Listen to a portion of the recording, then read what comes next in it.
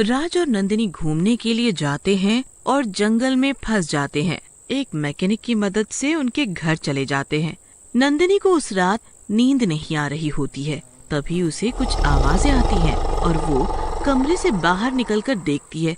वहाँ मैकेनिक और उसकी बीवी एक आदमी का मांस खा रहे होते हैं। नंदिनी की डर के मारे चीख निकल जाती है। अरे क्या हुआ नंदिनी, क्यों चिल्ला रही हो? क्या देख लिया तुमने?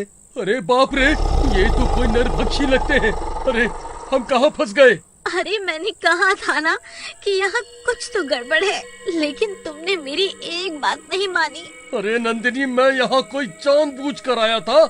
लेकिन जैसे ही राज घूमता है वो मैकेनिक उसके पीछे खड़ा होता है।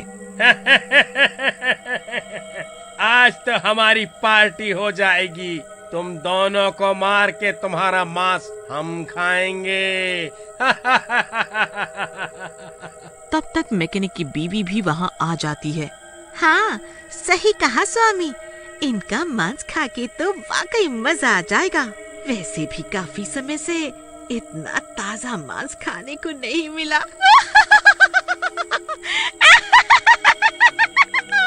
इतना बोलने के बाद वो नंदिनी की तरफ बढ़ती है, लेकिन राज मैकेनिक की बीवी को धक्का देके गिरा देता है। नंदिनी तुम बाहर निकलो और देखो कहीं आग है क्या। सुना है ये लोग आग से डरते हैं। तुम आग लगाओ, मैं इनको देखता हूँ। ठीक है। तू क्या सोचता है तेरी बीवी बच जाएगी?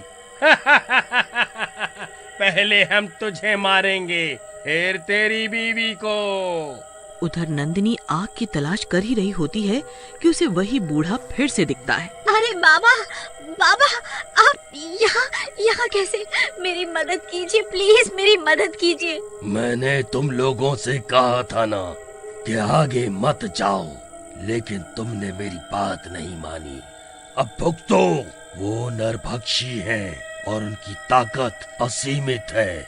हाँ, बाबा मेरी मदद करो। मेरे पति अंदर उनके बीच फंसे हैं। वो नरभक्षी उन्हें मार डालेंगे। उनका इलाज तो आग है। चलो आग जलाते हैं। फिर वो बूढ़ा और नंदिनी एक मशाल में आग जलाकर उन दोनों घर के अंदर पहुंचते हैं। नरभक्षियों ने राज को घर से बाहर पेड़ से बांध रखा होता है और दोनों घर के अंदर राज को मारने की तैयारी कर रहे होते हैं। तभी नंदिनी उनके घर को ही आग के हवाले कर देती है। अरे मर गया रे! फिर दोनों जल जाते हैं। नंदिनी जाके राज को खोल देती है।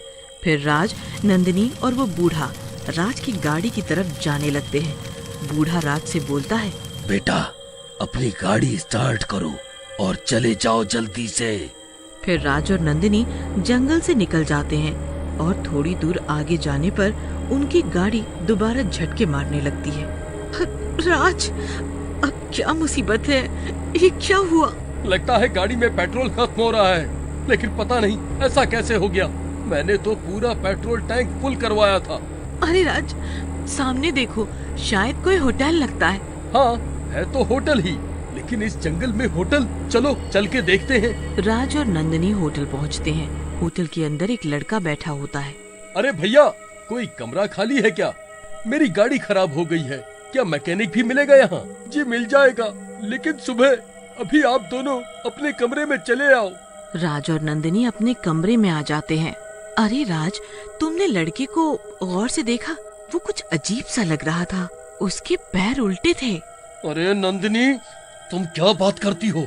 मैं क्या लड़कों की टांगे देखता रहता हूँ? मुझे ऐसे शौक नहीं है। चलो सो जाते हैं, मैं काफी थक गया हूँ। फिर राज और नंदिनी सोने लगते हैं। फिर रात में उनके कमरे में फिर वही लड़का आके खड़ा हो जाता है। राज एकदम से उठता है। अरे तुम मेरे कमरे में क्या कर रहे हो? तेरा कमरा? शोर सुनकर नंदिनी भी उठ जाती है। मूर्ख, तुझे पता है तू कहाँ पर है? तुझे तेरी मौत यहाँ। अब तो तू मरेगा और साथ साथ तेरी ये बीवी भी। तभी वो लड़का भूत बन जाता है और वो बूढ़ा भी वहीं आ जाता है। अच्छा हुआ बाबा आप आ गए, ये पूरा जंगल ही भूतिया है। फिर देखते ही देखते वो बूढ़ा भी भूत बन जाता है। अरे मर गई रे, मर गई। अब हम कैसे जिंदा बचेंगे? मर गई रे, मर गई। तुम डरो मत नंदिनी, मैं कुछ करता हूँ। अरे डरूं कैसे नहीं, अभी तो मैंने जिंदगी में कुछ भी नहीं देखा और यहाँ भूतों की टोली पीछे पड़ी है।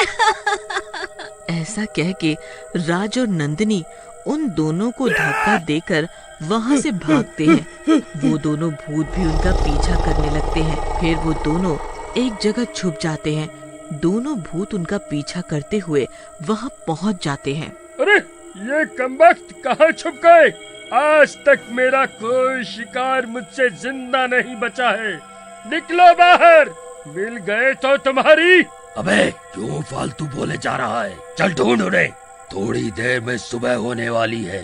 तू जानता है ना, अगर सुबह हो गई तो हमारी सारी शक्तियाँ चली जाएंगी और हम उनका कुछ नहीं बिगाड़ पाएंगे। हाँ हाँ बूढ़े पता है, लेकिन वो मिले तो सही, एक बार मिल जाए बस।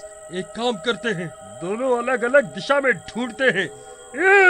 उनकी ये सारी बातें झाड़ियों में छिपे राज और नंदिनी सुन लेते हैं। और फिर लगता है नंदिनी, सूर्य की रोशनी में इनकी ताकत चली जाती है। हमें इन्हें थोड़ी देर और रोकना होगा, उसके बाद सुबह हो जाएगी और हम बच जाएंगे। लेकिन राज, हम इन्हें रोकेंगे कैसे? ये तो दो हैं। कुछ नहीं होगा नंदिनी, तुमको मेरी मदद करनी पड़ेगी। तुम इनमें से एक का ध्यान बटाओ और मैं इनमें से एक को निपटाता हूँ।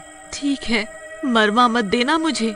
ऐसा कह के नंदिनी बाहर आती है और होटल वाले लड़के की तरफ देखकर बोलती है, अरे ओ राजा, मैं तो यहाँ हूँ, तुम किसे ढूंढ रहे हो? आ जाओ, पकड़ो मुझे। आओ ना।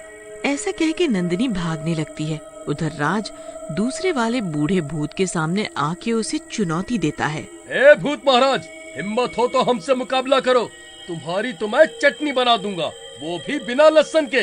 ये सुनते ही बूढ़े भूत को गुस्सा आ जाता है और वो राज पर हमला कर देता है। राज आगे आगे भागने लगता है। अबे मर गया राज, बहादुर बनने के चक्कर में मरेगा बेटा। बीवी भी नहीं देख रही तेरी तो यहाँ।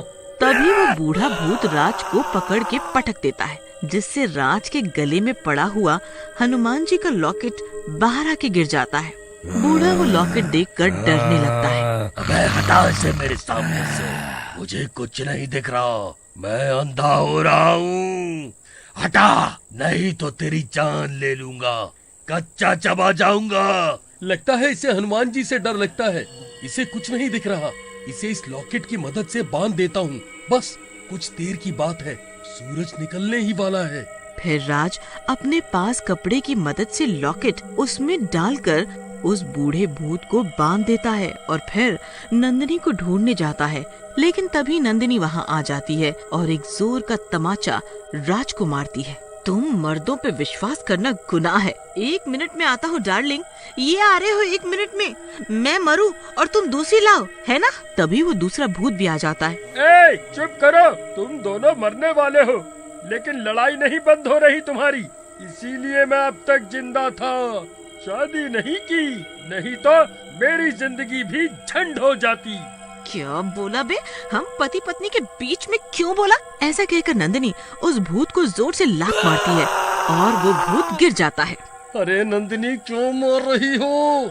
ये ऐसे नहीं मरने वाले, इसे कुछ भी नहीं होगा, ऐसे इसे रस्सी से बांधना होगा। फिर राज और नंदिनी जल्दी से गिरे हुए भूत को बांध देते हैं।